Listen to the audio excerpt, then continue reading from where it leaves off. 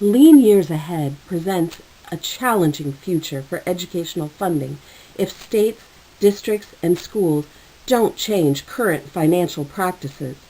It is a bleak look at school finance and suggestion for how to move ahead. Authors Hess and Downs explain that educational funding discrepancies have been underreported, leaving the impression that the current budget cuts are minor setbacks. Property tax revenues are down due to a housing bubble burst.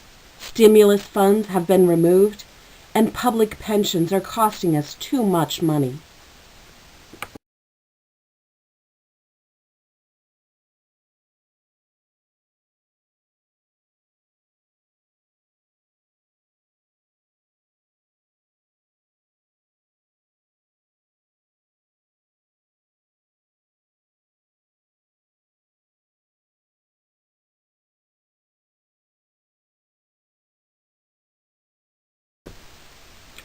Qualitative anecdotes describe impoverished districts seeking supplies from parents, cutting programs and transportation, and charging high participation fees. Quantitative data, filtered through third parties from the U.S. Department of Education, substantiates increases in educational spending. These claims of higher spending are aggravated by no changes in enrollment. Concerns about this lack of long-range vision by school districts drives the article. Several causes are listed for Hess and Downs' declaration of looming financial apocalypse. State tax revenue is down. Personal income, corporate tax collections, and sales tax have generated less revenue than in previous years. Property tax revenue has become the lifeblood of K-12 education, accounting for 95% of the tax revenue for independent school districts. However, property taxes are based partially on sales values. When homes stopped selling, values started to sink. Foreclosure prices further depressed the sales prices in local areas. Another cause of potential failure is the underfunded pensions states have promised educators and other state employees. Quantitative data from the American Enterprise Institute show that public pensions are poorly managed and unable to keep the promise on which they are based. The end of federal stimulus dollars to the states for Medicaid and education promises to be another death blow. The stimulus money had propped up budgets and was projected to continue. Some states budgeted into the future with the money in mind. Hess and Downs proposed that the states follow Michigan House Speaker Andy Dillon's advice.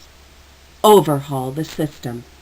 The Council of Great City Schools offers a performance measurement and benchmarking project allowing urban schools to compare their operational efficiency with other similar districts. This process has allowed schools and districts to identify areas of improvement and has provided some insight to possible solutions.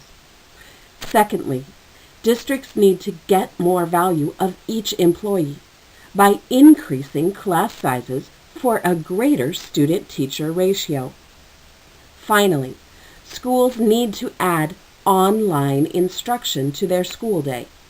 As a postscript, Hess and Downs suggest reining in benefits and orchestrating more restrictive collective bargaining agreements.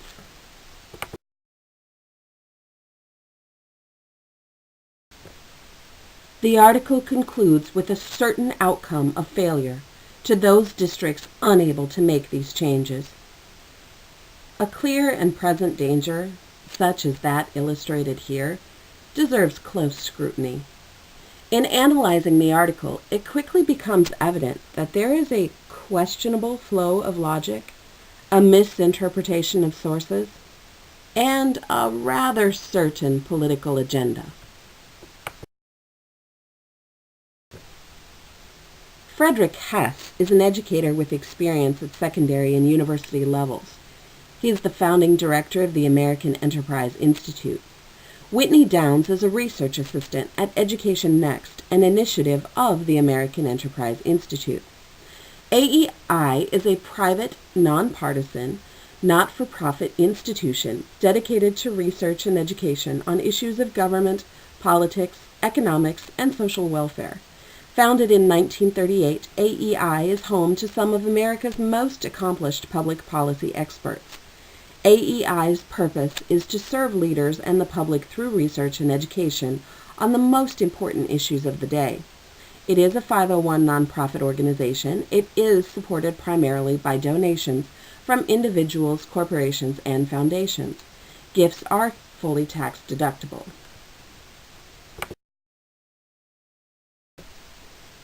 The Lean Years Ahead is written with a convincingly frightening approach. Some consideration must be given to the publication date of 2010, a year of recession and fear and a time when political upheaval was standard.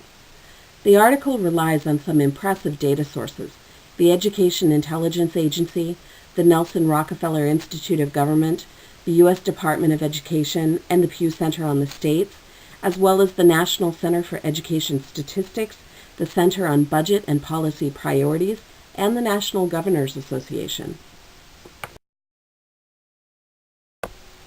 As always, one must look more carefully at those sources.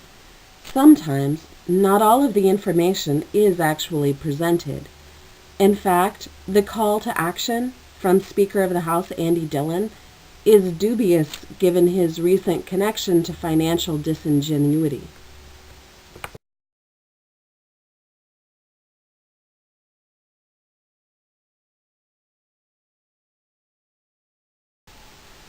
The article cites a Pew Center report that there was a $1 trillion gap between the benefits promised and the money actually set aside to cover the cost of pensions. The article calls for a private sector level of evaluation. In 2012, Pew updated that report. Wisconsin is the only state with a fully funded pension. 34 states have been funding to cover less than 80% of the promised pensions. The Pew Center report also states that the best way to keep up with the pension is through making full payments consistently on an annual basis. 43 states have responded to the deficit by cutting benefits and/or increasing employee contributions. The logic used in the article would suggest that the pensions are a problem put on the state by schools. Therefore, the solution is to eliminate the problem by eliminating the benefits. However, the Pew report seems to suggest that the pensions are an obligation that was not kept by the state. The solution suggested here is to meet the obligation by reforming current practice. The statement that property taxes are the lifeblood of schools brought another source into question. Hess and Downs cite a Federal Reserve report about the relationship between property taxes and school funding. The report is written by Byron Lutz, a researcher for the Federal Reserve Board of Governors. The quote, "Property taxes are the lifeblood," actually comes from a source that Lutz used. It is meant to say that of the kinds of taxes available, property taxes are the most commonly used. At the end of Lutz's report, he explains that property value assessors and policymakers do not want to make pronounced changes to property tax rates during times of recession. This contradicts what Hess and Downs present, that schools will fail more quickly as property tax values plunge in response to the economic crisis. The structure of logic used in the article is to present a serious claim, data to evidence the claim, and a solution to solve the problem. Yet, the solutions presented do not obviously correlate with the problem. The predicaments causing the lean years ahead are, according to Hess and Downs, overspending, lower property tax revenue, costly pensions, and the end of stimulus dollars.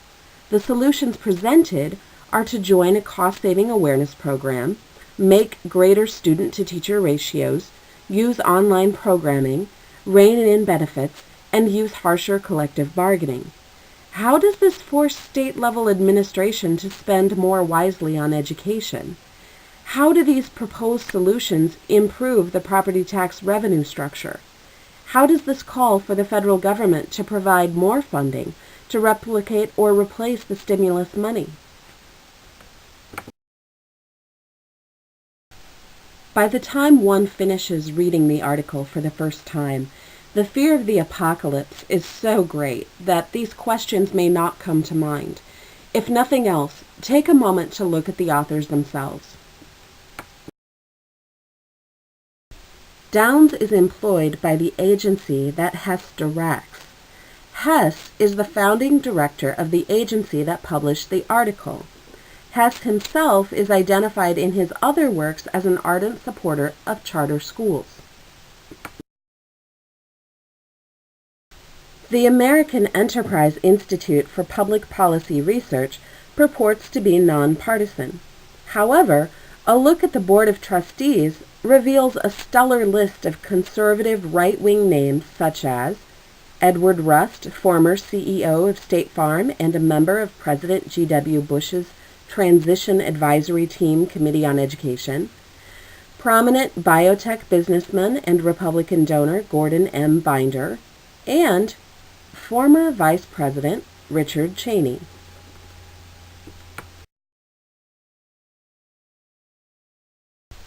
Lean Years Ahead is intended to frighten readers into a prescribed response. It is effective in that the evidence is strong and appears to be sound. The idea of participating in a budget overwatch group is a good one. The reported situational dangers are so grave, though, that it becomes easy to jump on the author's bandwagon. Only close scrutiny makes one realize that this is a vehicle for a specific ideology to appear rational and well-intentioned.